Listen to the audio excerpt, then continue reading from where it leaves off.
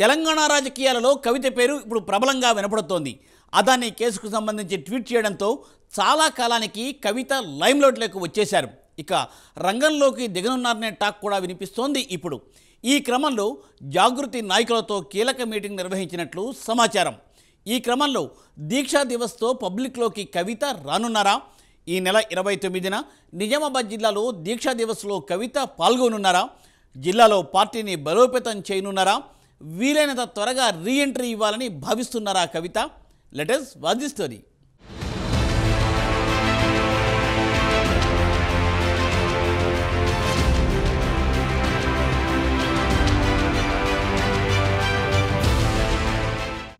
జిల్లాలో పార్టీని కాపాడుకోవాలంటే వీలైనంత త్వరగా రీఎంట్రీ ఇవ్వాలని కవిత భావిస్తున్నారా అంటే నిజమనే చెప్పొచ్చు. బీఆర్ఎస్ అధినేత కేసీఆర్ గారాల పట్టిగా తెలంగాణ జాగృతి అధ్యక్షురాలిగా కవిత 10 ఏళ్ల పాటు ఓ వెలుగు వెలిగారు. తెలంగాణ రాజకీయాల్లో తనదైన ముద్ర వేసుకున్నారు. ఉద్యమ సమయం నుంచి పార్టీ 2 సార్లు అధికారంలోకి వచ్చేదాకా ఆమె హవానే నడిచింది. జైలు నుంచి బయటకొచ్చిన ఎమ్మెల్సీ కవిత ప్రస్తుతం రాజకీయాలకు దూరంగా ఉంటున్నారు. బతుకమ్మ వేడుకల్లో పాల్గొంటారని అందరూ భావించినా ఆమె బయటకు రాలేదు. దీంతో ఆమె ఎంట్రీ ఎప్పుడా అన్న చర్చ పార్టీలో జరిగింది. తాజా పరిణామాలు చూస్తుంటే త్వరలోనే రీఎంట్రీ ఉంటుందని తెలుస్తోంది. తొలిసారి ఎంపీగా గెలిచిన కవిత 2019 ఎన్నికల్లో ఓటమి పాలైనా ఆమెకు ఎమ్మెల్సీ పదవినిచ్చారు. ఈ క్రమంలో ఢిల్లీ లిక్కర్ స్కామ్ కేసులో ఈడీ, సిబిఐ అధికారులు అరెస్టు చేయడంతో తీహార్ జైల్లో కొన్ని నెలల పాటు ఉన్నారు. చివరకు ఈ ఏడాది ఆగస్టు నెలలో ఆమెకు బెయిల్ లభించింది.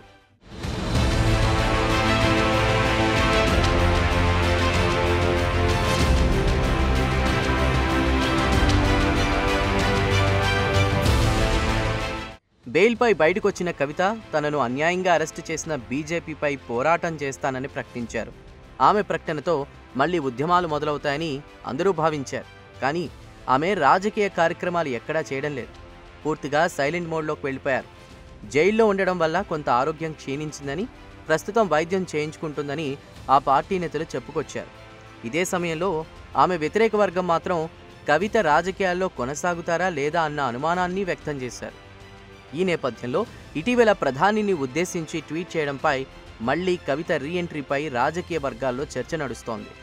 గతంలో తనతో కలిసి పనిచేసిన జాగృతి నాయకులతో కీలక మీటింగ్ నిర్వహించినట్లు తెలుస్తోంది. మళ్లీ శ్రేణులను ఏకం చేసి గతం మాదిరి కార్యక్రమాలు నిర్వహించాలని భావిస్తున్నట్లు సమాచారం.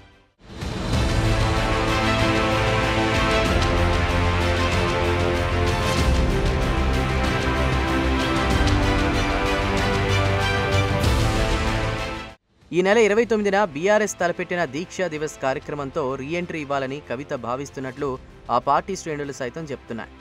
నిజామాబాద్లో జరిగే దీక్షా దివస్ కార్యక్రమంలో కవిత పాల్గొనబోతున్నట్లు తెలుస్తోంది. నిజామాబాద్ జిల్లాలో ఇప్పటికే సీనియర్లు కొంతమంది పార్టీని వీడారు. ప్రస్తుతం పార్టీ చాలా వీక్గా ఉంది.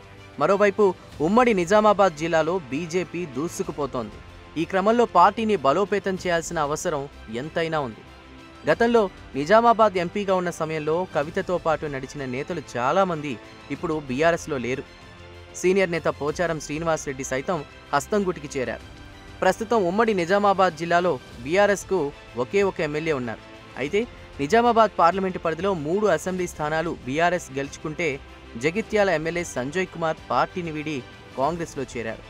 సంజయ్ కుమార్ ఒకప్పుడు కవిత అనుచరుడిగా ముద్రపడ్డారు. ప్రస్తుతం నిజామాబాద్ లోక్సభ పరిధిలో బాల్కొండ, కోరుట్లలో బీఆర్ఎస్ ఎమ్మెల్యేలు కొనసాగుతున్నారు.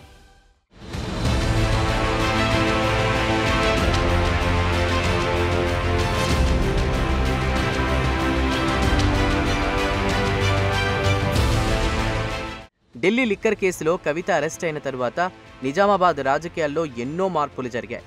ఈ దశలో జిల్లాలో పార్టీని నడిపించడానికి కవిత రంగంలోకి దిగనున్నట్లు తెలుస్తోంది. ఒకవైపు పార్టీ నేతలను కేసుల భయం వెంటాడుతోంది. లోక్సభ ఎన్నికల్లో ఒక్క సీటు కూడా గెలవకపోవడంతో అధినేత అసలు బయటికే రావడం లేదు. అంతా తానే కేటీఆర్ నడిపిస్తున్నారు. కేటీఆర్పై కూడా కేసులు నమోదయ్యే ప్రమాదం ఉన్నట్లు జరుగుతున్న పరిణామాలతో అర్థమవుతోంది. ఈ క్రమంలో కవిత రీఎంట్రీపై పార్టీ శ్రేణులు ఉత్కంఠగా ఎదురుచూస్తున్నారు. కవిత ఇకనైనా బయటకొస్తారా? పార్టీ బలోపేతానికి తనవంతు సాయం అందిస్తారా? ఈ విషయాలు తెలియాలంటే ఈ నెల 29న జరిగే దీక్షా దివస్ వరకు ఎదురు చూడాల్సిందే మరి.